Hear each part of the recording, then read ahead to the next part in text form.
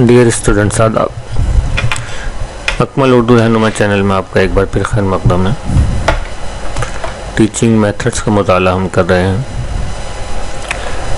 उसी सिलसिले का ये आज अगला वीडियो है। टीचिंग मेथड्स में अभी हम जदीद टीचिंग मेथड्स यानी पढ़ाने के जदीद तरीक़ाकार जो हैं उनके बारे में गुफ्तगू कर रहे हैं। ये इस कड़ी का 11वां वीडियो है। अगर आपने वीडियोस अभी देखने शुरू किए हैं टीचिंग मेथड्स के, तो मैं आपसे गुजारिश करूंगा कि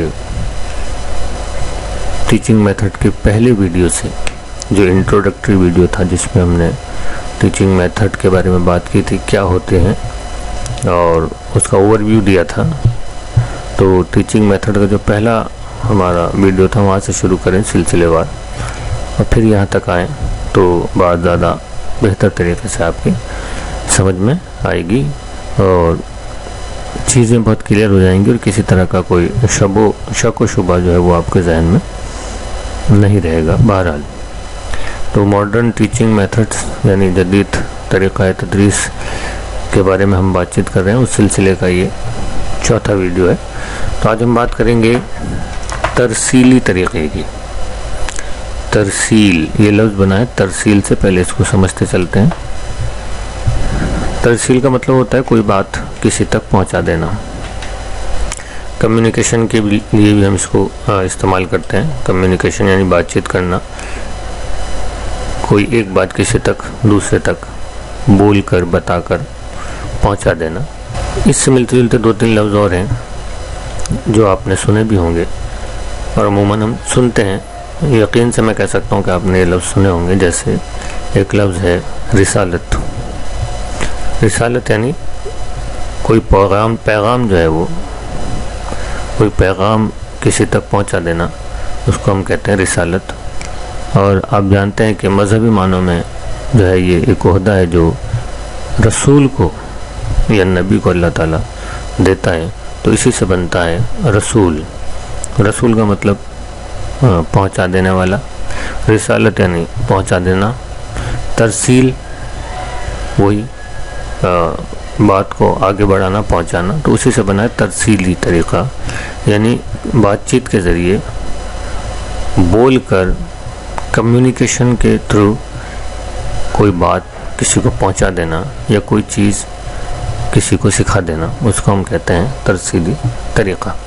तो गुफ्तगू का तरीक़ा भी हम इसको कह सकते हैं क्योंकि इसमें बातचीत की जाती है। तो इंग्लिश में हम इसको कहते हैं communicative language teaching. Language teaching तो ये है ही है, यानी ज़बान सिखा रहे हैं आप, ज़बान की तदरीस है। मेथड कौन सा है? तरसीली। तो CLT शॉर्ट फॉर्म में हम इसको कह सकते हैं। आइए देखते हैं ये तरीक़ा है क्या और इसकी खुसूसियात क्या है। तो ज़बान की तदरीस का तरसीली तरीक़ा दरअसल बातचीत का तरीक़ा है।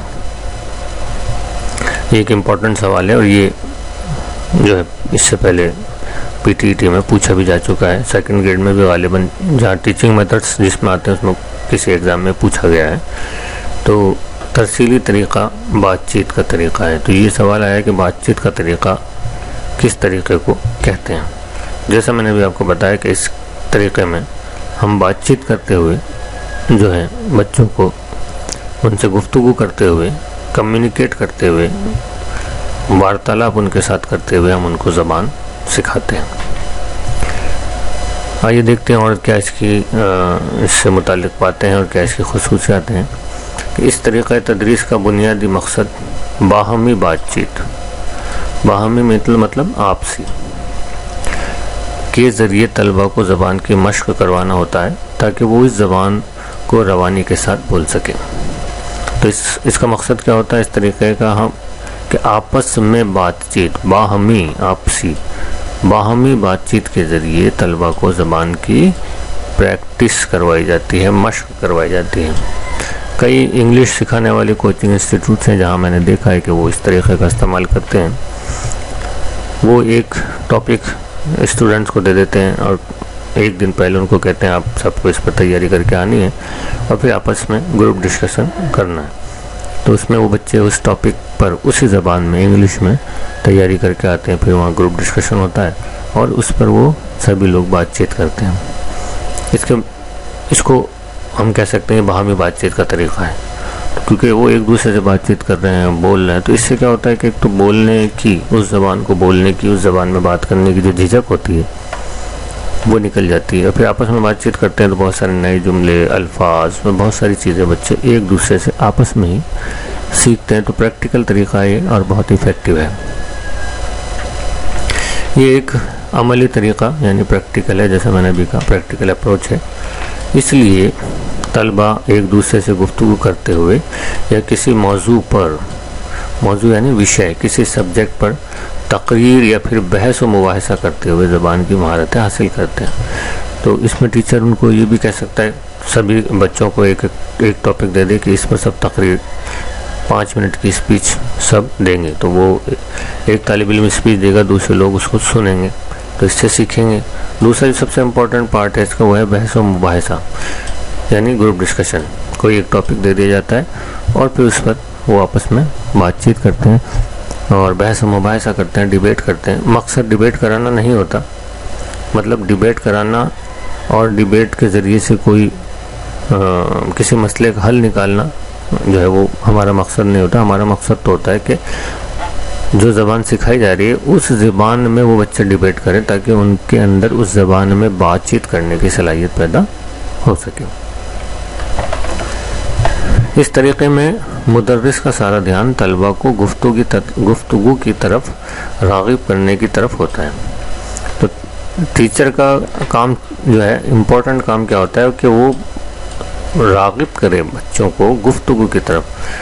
اگر گروپ ڈسکشن چل رہا ہے، 5 لوگ بیٹھے ہیں، 10 لوگ بیٹھے ہیں، تو کئی بار ایسا ہوتا ہے کہ 1-2 بچے ایسے ہوتے ہیں جو ایکٹیو نہیں ہوتے، تو وہ اس کا کام یہ ہوتا ہے کہ ایسے بچوں کو موٹیویٹ کرے، یعنی وہ یہ ایشور کرے کہ تمام بچے جو ہے وہ گفتگو میں شامل ہیں اور کوئی بچہ گفتگو ایسا تو نہیں جو گفتگو نہیں کر رہا ہے، کیونکہ اگر وہ بات چیت نہیں کرے گا تو وہ سیکھے گا نہیں۔ تو ان کو رغبت دلائے، ان کو موٹیویٹ کرے اور ان کو گفتگو میں جو ہے وہ سب کو شامل کرنے کی کوشش کرے۔ دوسرا کہ اگر وہ اس دوران بات چیت کے دوران، گروپ ڈسکشن کے دوران اگر قواعد کی کچھ غلطیاں وہ کر رہے ہیں تو انہیں نظر انداز کیا جاتا ہے۔ یہاں ہم ان کو قواعد نہیں بتاتے ہیں کہ ارے یہ تو تم نے جملہ ایسے بول دیا، یہ جملہ ایسے بولا، نہیں، ان کو فرینکلی بات چیت کرنے کی چھوٹ ہوتی ہے، اجازت ہوتی ہے، تاکہ ان کی جو ڈر ہے، جو جھجک ہے وہ نکل جائے، کیونکہ جب وہ بولنا سیکھ جائیں گے تو بعد میں اپنا آپ ہی گرامر کی طرف یا قواعد کی طرف ان کا دھیان جائے گا، وہ اس کو درست کر لیں گے۔ اس طریقہ تدریس میں طلبہ کو باضابطہ طور پر یعنی باقاعدہ قواعد کی مختلف تعریفیں لکھوانے یا یاد کروانے سے پرہیز کیا جاتا ہے۔ یعنی جو ہمارا روایتی طریقہ ہے جس میں ہم قواعد لکھوا دیتے ہیں ان کو، اسم، ضمیر، صفت، فعل وغیرہ وغیرہ، وہ اس طریقے میں، کیونکہ پریکٹیکل اپروچ ہے تو وہ اس طریقے میں ہم نہیں کرواتے ہیں۔ بات چیت کے دوران اگر طلبہ جملوں کی ساخت یعنی اس کا اسٹرکچر یا قواعدی اصول یعنی ویاکرن کا کوئی النگھن کرتا ہے، کوئی گرامیٹیکل مسٹیک کرتا ہے، غلطیاں کرتے ہیں، تو اسے درگزر کر دیا جاتا ہے، بلکہ اس کی بنسبت طالب علم کی لسانی روانی یعنی وہ کتنی روانی سے جو ہے اس زبان میں بول رہا ہے اس کی طرف زیادہ توجہ دی جاتی ہے۔ اور یہ ہم نے بھی پہلے بھی بات کی کہ جملہ اگر اس نے غلط بنایا تو کوئی بات نہیں، کوئی گرامیٹیکل مسٹیک کر رہا ہے تو بھی کوئی بات نہیں، اس کی طرف نہیں دھیان دیتے ہیں، درگزر کر دیتے ہیں، نیگلیکٹ کر دیتے ہیں اس کو۔ یہ دیکھتے ہیں کہ اس کے اندر بات چیت کے اندر روانی کتنی ہے، کتنی فلوئنٹلی وہ اس زبان کو بول رہا ہے، مین چیز اس پر توجہ دی جاتی ہے۔ یہ طریقہ پوری طرح سے طالب علم پر مرکوز ہے، جیسا ہم نے ابھی بات کی کہ ٹیچر کا کام تو صرف سپرویژن کرنا ہے، وہ صرف دیکھتا ہے، موٹیویٹ کرتا ہے، اور امپورٹنٹ چیز کیا ہے کہ طالب علم سینٹرڈ ہے، یہ یعنی یہ اسٹوڈنٹ سینٹرڈ طریقہ ہے، اور اس طریقے میں استاد کا کردار محض ایک مبصر کا، یہ دیکھو لفظ آیا مبصر یعنی دیکھنے والا، آبزرو کرنے والا، مبصر بنایا بصر سے، بصارت اس سے پہلے آپ نے سنا ہوگا، TLM بھی اگر آپ نے پڑھا ہوں گے تو اس میں بھی آتا ہے جو ہے یہ لفظ آیا بصری، تو بصر کا مطلب دیکھنا، مبصر دیکھنے والا یعنی آبزرو کرنے والا، تو ٹیچر کا کام صرف آبزرویشن کا ہوتا ہے۔ اس طریقے کی بنیاد یہ امر ہے کہ وہ تمام مشاغل، وہ تمام ایکٹیویٹیز جن کے ذریعے کسی زبان میں حقیقی بات چیت، نیچرل بات چیت یا گفتگو کی جاتی ہے، زبان سیکھنے میں بڑے معاون یعنی مددگار ہوتے ہیں۔ تو وہ ایکٹیویٹیز جو زبان کو بولنے کی مہارت پیدا کرتی ہیں، وہ دراصل زبان سیکھنے میں مددگار ہوتی ہیں۔ تو اس بنیاد پر یہ طریقہ کام کرتا ہے، اور وہی مشاغل یا وہی ایکٹیویٹیز کروائی جاتی ہیں جو حقیقی بات چیت یا گفتگو کرنے میں جو ہے بچوں کو ایکسپرٹ کرتی ہیں۔ تو یہ ہے ہمارا بات چیت کا طریقہ۔ اب اس کی کچھ خصوصیات ہیں، اس کو ہم دیکھ لیتے ہیں کس طریقے کی کیا خصوصیات ہیں۔ آئیے تو اب بات کرتے ہیں اس ترسیلی طریقہ تدریس کی کیا خصوصیات ہیں، کیا وشیشتائیں ہیں، اس کی بات کرتے ہیں۔ نمبر 1 ہے، دیکھیے، طالب علم پر مرکوز طریقہ تدریس ہے۔ جیسا کہ ہم نے پہلے بات کی تھی کہ چائلڈ سینٹرڈ ہے، چھاتر کیندرت ہے، جس میں طالب علم کی دلچسپی اور اس کی کاوشوں کا اہم رول ہے۔ کاوش کا مطلب ہوتا ہے کوشش۔ چائلڈ سینٹرڈ ہے تو یہ جو چائلڈ ہے، یہ جو بچہ ہے یا جو طالب علم ہے، اسٹوڈنٹ ہے، یہ جتنی زیادہ کوششیں کرے گا، کاوشیں کرے گا، اتنے ہی زیادہ اور اتنی جلدی وہ زبان کو سیکھ جائے گا۔ تو طالب علم مرکوز ہے اور اس کی کاوشیں بہت امپورٹنٹ ہیں۔ طریقہ تدریس کی نوعیت عملی ہے، یعنی اپروچ جو ہے اس کی پریکٹیکل ہے۔ زبان کی ساخت اور قواعد کی تدریس اس طریقے میں نہیں کی جاتی ہے۔ عملی کام جیسے گفتگو، بحث و مباحثہ، تقاریر، سوال و جواب وغیرہ کے ذریعے زبان کی مشق کرائی جاتی ہے۔ تو یہ اس کے ٹولز ہیں یا اس کے طریقے ہیں، جیسے گفتگو یعنی آپسی بات چیت ہو گئی، ڈیبیٹ ہو گئی، بحث و مباحثہ، تقریر یعنی اسپیچز ہو گئیں، یا آپس میں ایک دوسرے سے سوال جواب وغیرہ۔ تو یہ ان کے ذریعے، ان ایکٹیویٹیز کے ذریعے زبان کی مشق یعنی پریکٹس کروائی جاتی ہے۔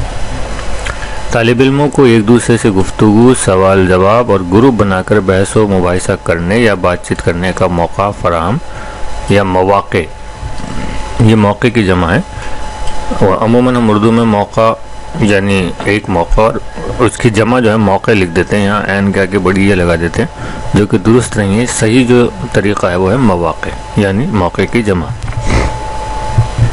یہ اس لیے میں بتا رہا ہوں کہ آپ اس کو بھی نوٹ کرتے چلیں، اور املے سے متعلق جہاں سوالات آئیں گے یا واحد جمع سے متعلق جہاں سوالات آئیں گے تو وہاں یہ آپ کے کام آئے گا۔